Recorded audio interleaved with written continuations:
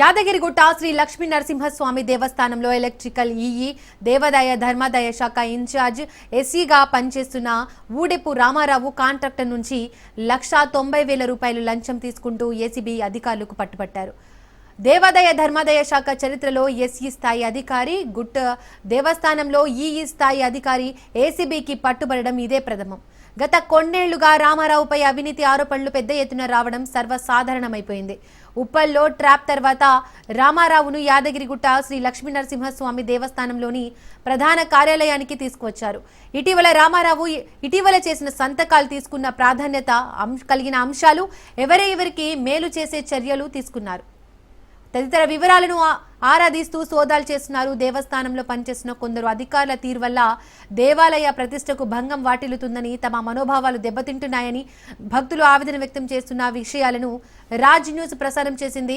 ఇదే సమయంలో ఎలాంటి టెండర్ ప్రక్రియ లేకుండా ఎల్ఈడి స్క్రీన్లపై వాణిజ్య ప్రకటనలు ప్రసారం చేసిన విషయాలను ఆధారాలతో సహా బయటపెట్టింది. దేవాలయ నిధులతో కరెంటు బిల్లులు చెల్లిస్తూ ఓ ప్రైవేటు కాంట్రాక్టర్కు లాభం చేకూర్చే విధంగా ఆలయానికి చెందిన అధికారులు సహకరించారనే విషయాన్ని బట్టబయలు చేసింది. తాజాగా ఏసీబీ అధికారులు రంగప్రవేశం చేసి ఆలయ ఈఈపై దాడులు చేశారు.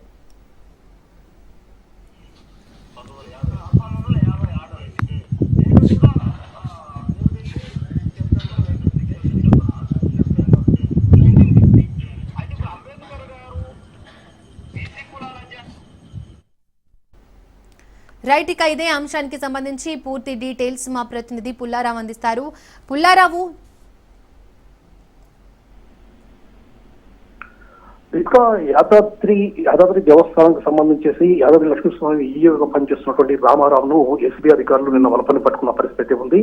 ముఖ్యంగా ఆలయానికి సంబంధించేసి ప్రతిష్ట దిగజారే విధంగా కొంతమంది అధికారులు ప్రవర్తిస్తున్నారని చెప్పేసి కూడా ఇటీవల రాజ్ న్యూస్ అనేక రకమైన కథనాలను ప్రసారం చేసిన నేపథ్యం అయితే ఉంది. ముఖ్యంగా ఎల్ఈడి స్క్రీన్స్ కు సంబంధించేసి పూర్తిగా వ్యాపార ప్రకటనలకు పరిమితం చేశారు. ఎల్ఈడి స్క్రీన్ వ్యాపార ప్రకటనకు సంబంధించేసి ఒక కాంట్రాక్టర్ కు లాభం చేకూర్చే విధంగా కూడా కొంతమంది అధికారులు ప్రయత్నించారని చెప్పేసి కూడా పూర్తి స్థాయిలో రాజ్ న్యూస్ అనేది బట్టబయలు చేసిన నేపథ్యం అయితే ఉంది. ఇదే విషయానికి సంబంధించేసి భక్తులు కూడా ఈ విషయాలను కూడా రాజ్ న్యూస్ కు చెప్పుకున్నా వచ్చిన నేపథ్యం అయితే ఉంది. ఆలయానికి సంబంధించేసి ప్రతిష్టను దిగదార్చే విధంగా ఆలయానికి సంబంధించిన కొంతమంది అధికారులు ప్రవర్తిస్తున్నారని చెప్పేసి కూడా తీసుకొచ్చారు. దీనికి సంబంధించిన పూర్తి వివరాలను రాజ్ న్యూస్ అన్ని కూడా వెలుగులోకి తీసుకొచ్చిన తర్వాత ఏసీబీ అధికారులు ఈ విధంగా అంటే ఈ అవినీతికి పాల్పడుతున్నటువంటి అధికారులపై కూడా కొంత దృష్టి సారించిన నేపథ్యం ఉంది. దానిలో భాగంగా ఆ ఆలయంలో ఈగా అంటే ఎలక్ట్రికల్ ఈగా పనిచేస్తున్నటువంటి రామారావు ఈ యొక్క విషయానికి సంబంధించేసి అవినీతికి పాల్పడుతున్నారని చెప్పి అధికారులు భావించారు. దానిలో భాగంగా అతని కదలికలపై పూర్తి స్థాయిలో దృష్టి సారించిన నేపథ్యం ఉంది. ఇదే సమయంలో యాదగిరిగుట్టకు సంబంధించేసి లడ్డు ప్రసాదాల తయారీకి సంబంధించిన మిషన్స్ వ్యవహారం కూడా వెలుగులోకి రావడం జరిగింది. దీనికి సంబంధించేసి యాదగిరి పట్టణానికి చెందిన సురేందర్ రెడ్డి అదే ఉపేందర్ రెడ్డి అనే వ్యక్తులు ₹10 లక్షలకు సంబంధించేసి ఒక టెండర్ దక్కించుకొని ఆ యొక్క లడ్డు ప్రసాదాల మిషన్లకు సంబంధించినటువంటి మెయింటెనెన్స్ విషయాలను చూస్తున్నారు. ఈ విషయానికి సంబంధించి గత సంవత్సర కాలంగా కూడా వీళ్ళకు బిల్స్ రానటువంటి పరిస్థితి ఉంది. సో ఈ సమయంలో వాళ్ళకి బిల్స్ ఇప్పిస్తారని చెప్పేసి కూడా రామారావు వాళ్ళ దగ్గర దాదాపు ₹2 లక్షల డిమాండ్ చేసినట్టుగా కూడా సురేందర్ రెడ్డి ఉపేందర్ రెడ్డి చెప్పారు. వీరిద్దరు కూడా ఏసీబీ అధికారులు కూడా ఆశ్రయించిన నేపథ్యం అవుతుంది. మొదటి నుండి కూడా ఏసీబీ అధికారులు ఎప్పుడైతే ఆలయ అధికారులపై అవినీతి ఆరోపణలు వచ్చాయో వాటిని కేంద్రీకరించారు. ఇదే సమయంలో ఈ ఇద్దరు వ్యక్తులు కూడా ఏసీబీ అధికారులను సంప్రదించగా ఏసీబీ అధికారులు ఈ విషయంలో రామారావుపై పూర్తిగా దృష్టి సారించారు. రామారావు కూడా వీళ్ళకి ఇద్దరి నుండి ₹2 లక్షలు డిమాండ్ చేశారు. ఆ యొక్క ₹2 లక్షల కూడా హైదరాబాద్ కు వచ్చేసి ఇవ్వమని చెప్పగా హైదరాబాద్ లోని ఉప్పల్ ప్రాంతంలో అంటే మెడికల్ షాప్ లో వీరు వెళ్ళేసేసి రామారావుకు ఈ డబ్బులు అప్పచెప్తుండగా కూడా ఏసీబీ అధికారులు వెంటనే వలపన్ని అతన్ని అదుపులోకి తీసుకున్నారు. ఆ తర్వాత రామారావు చేసినటువంటి అనేక అవకాశాలపై కూడా పూర్తి స్థాయిలో ఆరా తీశారు. అతన్ని ఆలయానికి తీసుకొచ్చేసి అతను గతంలో చేసినటువంటి ఫైల్స్ పై సంతకం పెట్టారు, అదేవిధంగా ఏ విధమైనటువంటి అవినీతికి అవకాశాలకు పాల్పడ్డారనే విషయంపై కూడా పూర్తి స్థాయిలో ఆరోపిస్తున్నారు. రామారావుపై గతంలో కూడా అనేక రకమైనటువంటి అవినీతి ఆరోపణలు వచ్చిన పరిస్థితి ఉందని చెప్పవచ్చు. ముఖ్యంగా 9 నెలల పాటు కూడా ఇతను సస్పెండ్ అయినట్టు కూడా మనకు తెలియవస్తుంది. ఎందుకంటే ఇతను కొంతమంది ఉద్యోగాలు ఇస్తారని చెప్పేసి కూడా చాలా మంది వ్యక్తుల దగ్గర డబ్బులు తీసేసుకొని కూడా వాళ్ళకు ఉద్యోగాలు ఇప్పించకుండా చేశారు. ఆ విషయంలో కూడా రామారావు 9 నెలల పాటు సస్పెండ్ చేశారని చెప్పేసి కూడా మనకు తెలియవచ్చు. సో ఈ విధంగా మొదటి నుంచి కూడా రామారావు అవినీతి పరుడుగానే పూర్తి స్థాయిలో అందరి చేత కూడా నానబడ్డాడు. కాకపోతే అతని విషయాలు మాత్రం ఎక్కడ కూడా వెలుగు చూడలేదు.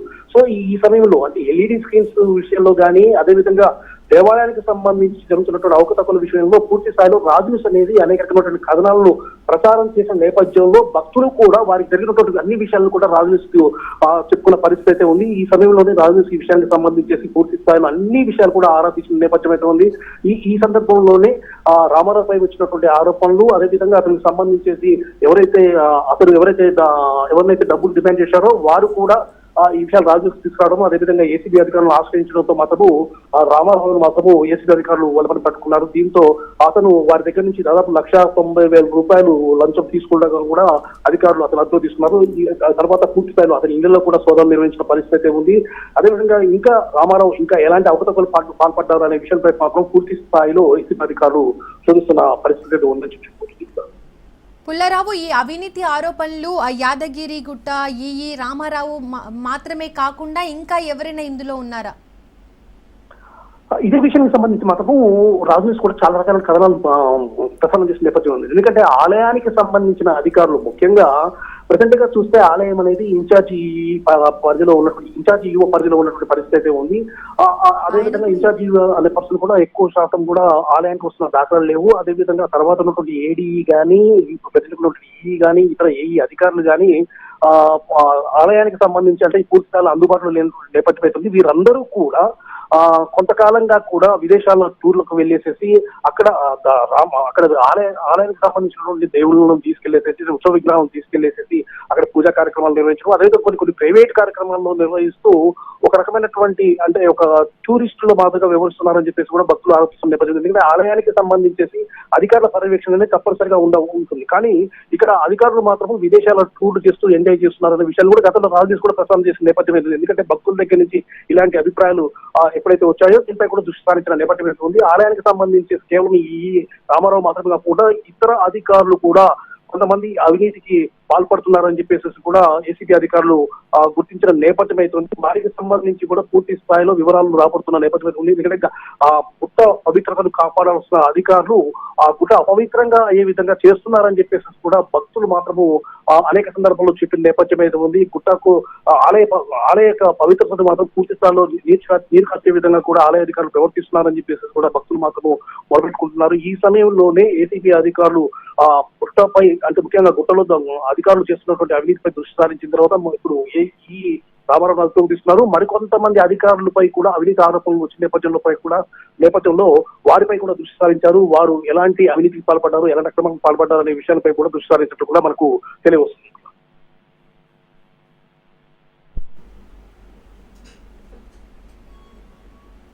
Thank you Pullarao.